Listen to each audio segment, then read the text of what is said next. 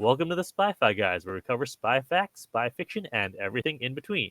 I'm Christian. And I'm Zach. And we just finished many episodes of Zero Dark 30. So I thought we would finish it off with one more microdot. We are talking today about the book Sea Stories, My Life in Special Operations by Admiral William H. McRaven, U.S. Navy, retired. Oh, Admiral McRaven. Okay, yes. Yes, you may remember him from last episode. President Obama made fun of him for forgetting a tape measure. He led the assault on the Osama bin Laden compound. Well, he didn't lead it. He commanded it. Right. But he wrote a book about his life as a Navy SEAL. So I guess he's more like a commando than a spy. But we can cover him anyway. I recommend you check out the book. It's on Overdrive, or you can give him money. I mean, he served our country, so at least you could do is buy his book. Mm-hmm. So obviously, I'm not going to cover everything from the book. Go check it out if you want more details, but we'll jump right in. So he begins with a story about living on a base, on a military base, because obviously he comes from a military family. And as a child, him and his friends decided to go on their own spy mission to break into an ammo depot that was elsewhere on the base.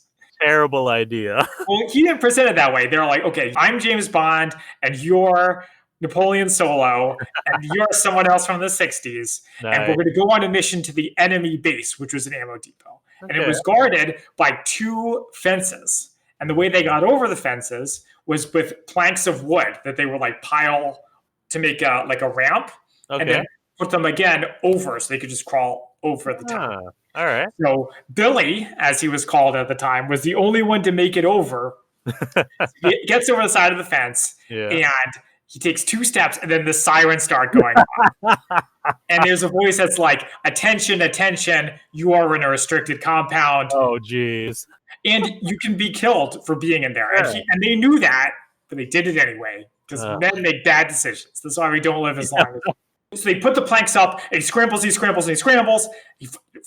gets back over, they escape. But he realizes he left his toy pistol, Roy Rogers plastic pistol behind. Oh.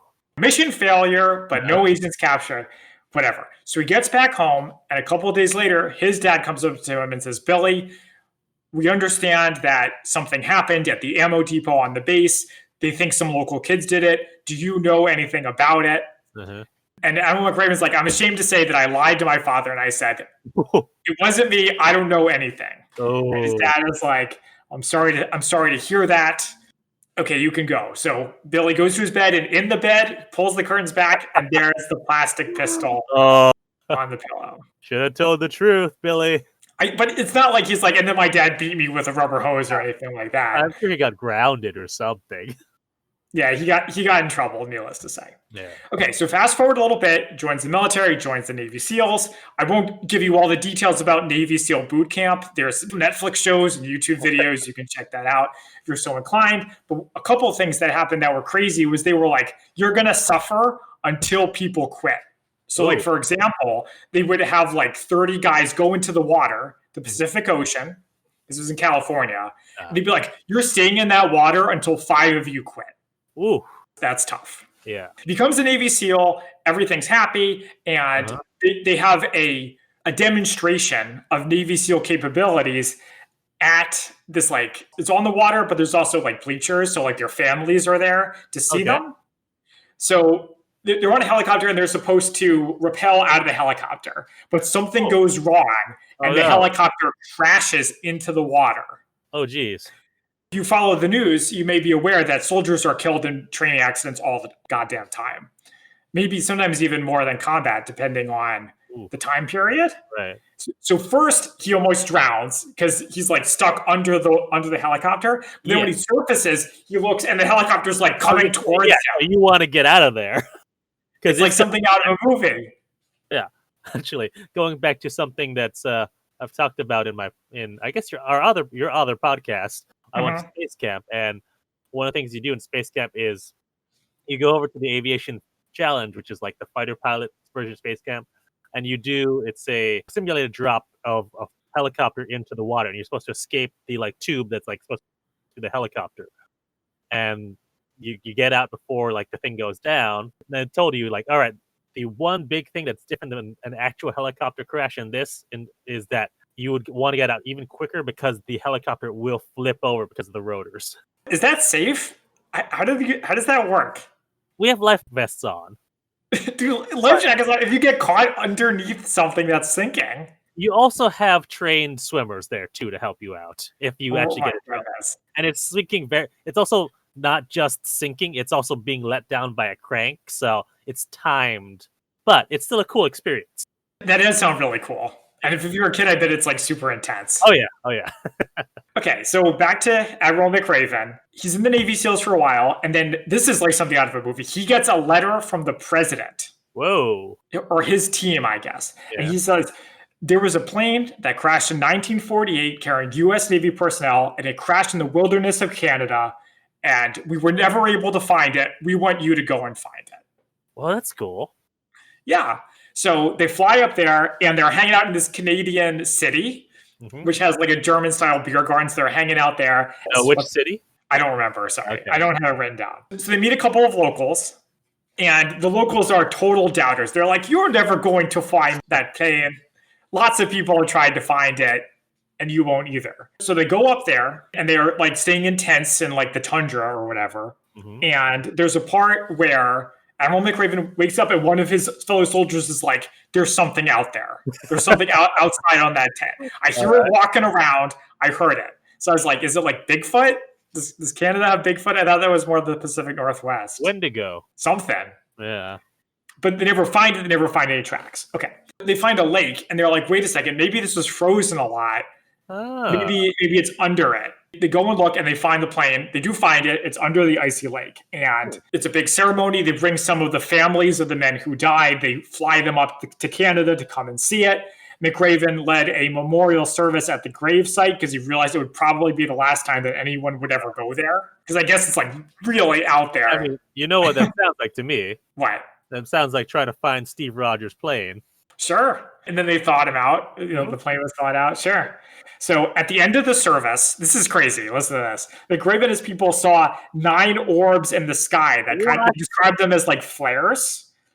He said they stayed for about 15 minutes and then went up into the sky. And then they were told later that there's a legend about spirits that find the way for deceased souls. Oh, whoa. That's crazy. McRaven is a religious guy. He mentions that. Okay. But he never mentions believing in ghosts. Huh. So. Wow. Other stories, McRaven took down an Iraqi tanker just before the 1991 Gulf War. Wow. So again, it's like something out of a movie. They land the commandos on the plane. They take over the bridge. They do like the I am the captain now thing. McRaven described the shipmaster as, quote, like Jabba the Hutt. And one of his fellow soldiers was attacked by an axe-wielding sailor, but instead of shooting him, hit him with the butt of his gun. So no one got killed. McRaven comments on war. He says, quote, war gives your life meaning. To the warrior, peace gives no meaning. Peace was meant for some people, but probably not for me. Wow. Any thoughts? That's a pretty badass quote. Well, it's just interesting because you can ask soldiers. They're like, soldiers train and they want to fight. But they don't want to fight too much because, like in Band of Brothers and stuff, they're like, get me out of here. Right. I've done my part. I guess some people want it, some people don't. Who's to say? More stuff about accidents. He says accidents are more dangerous than war. That was his opinion. All right. So there's a part where he was almost drowned while he was training because something they do a lot in the Navy SEALs is they have boats, like these like tiny little boats that don't hold together very well. So they're in a boat and it gets flipped. He almost drowns. So that's bad, but also fairly normal. But this is bad, okay? He severely messed up his lower back and legs in a parachute accident. Oh. So like the thing got wrapped around his legs, and oh no. When he had to pull the chute, they like pulled his legs in opposite directions. I thought his legs were going to get torn off completely, but they weren't. He was nearly unable to walk again, and he had to get his legs like screwed back together, literally. So that's also why he was in a command position doing ride-alongs and stuff during the Iraq and Afghanistan wars. Okay. At one point, the president, I think that was President Bush, asked him to draft a letter to the Pope justifying the war, which they actually used. And McRaven was also in command of the Navy SEALs who hunted and captured Saddam Hussein. Huh. Okay. He also has a story from when he met President W. Bush. It says, so you're a Navy SEAL, huh? You can run a 6-minute mile? And McRaven was like kind of amazed, but he thought, well, maybe the president doesn't know about my like parachute accident. I mean, they are talking about a guy who waved at Stevie Wonder. Actually, that's not true. That was a myth. So McRaven says, I used to be able to, sir. And then Bush says, hell, we all used to be able to. And then everybody laughs. Here's something else really good. So McRaven was serving in the White House for a lot of the war on terrorism, including when the shoe bomber, you remember the shoe bomber? Of course. How could you forget? I mean, that's the reason we have to take off shoes at the airport whenever we're actually go back to traveling again. So McRaven was talking about it. He's like, guys, I have an apology to the American people. I have never been ashamed of anything I've done in my career except for this moment. I was the one who said, I guess people need to take their shoes off now. Oh, no. Yes, that was him. But he says, in my defense, I thought it was only going to be for like a few weeks, not forever. So, sorry. Well, I mean, with TSA PreCheck, if you have that, you don't have to anymore. Yeah, another haves and have-nots. True. Great.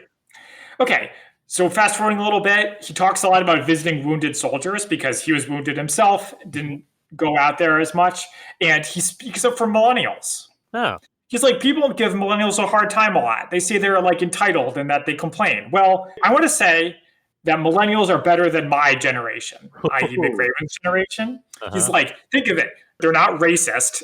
They're open-minded. They're courageous, and they've lived through financial crises, 9/11 attacks, wars. So back off. On to Osama bin Laden. So McRaven came up with the name Neptune Spear, a reference to the Navy SEALs who have Poseidon's trident. But he also didn't want to use Poseidon because he associates the name Poseidon with the Poseidon Adventure movie. Right. Yeah. Which I was like, I thought computers came up with the names of operations. You don't get to pick them, but maybe that changed. I don't know.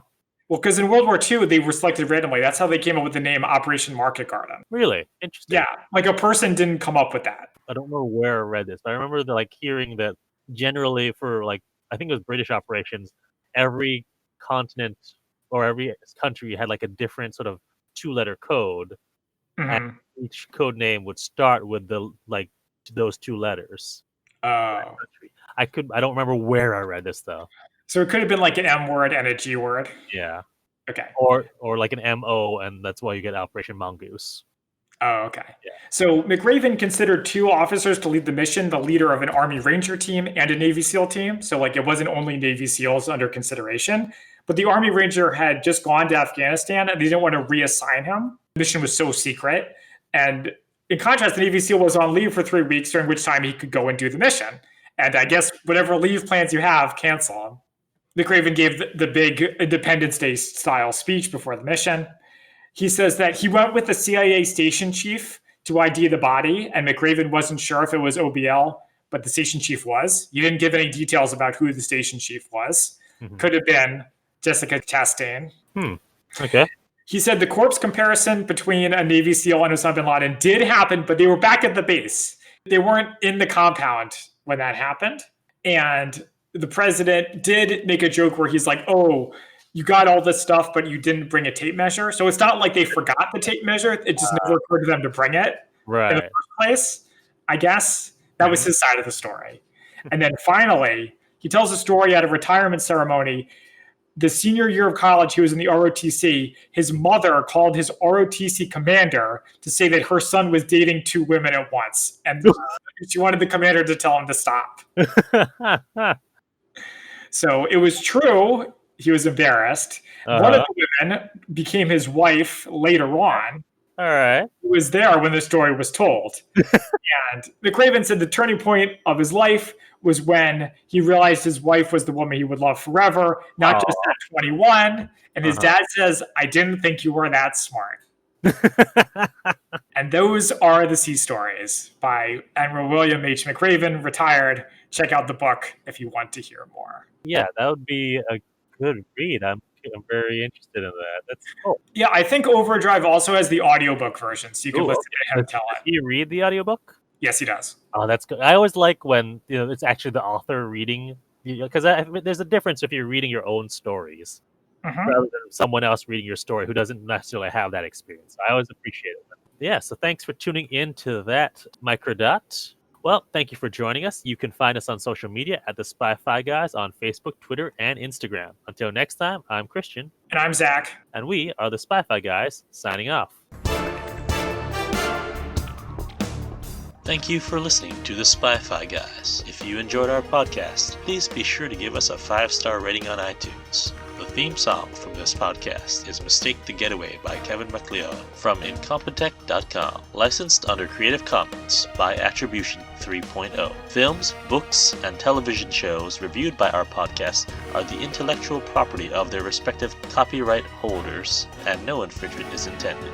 This is a personal podcast. Any views, statements, or opinions expressed in this podcast are personal and belong solely to the participants. They do not represent those of people, institutions, or organizations that the participants may or may not be associated with in a professional or personal capacity unless explicitly stated. Any views or opinions are not intended to malign any religion, ethnic group, club, organization, company, or individual. You can find our podcast on social media at The Spy-Fi Guys on Facebook, Twitter, and Instagram.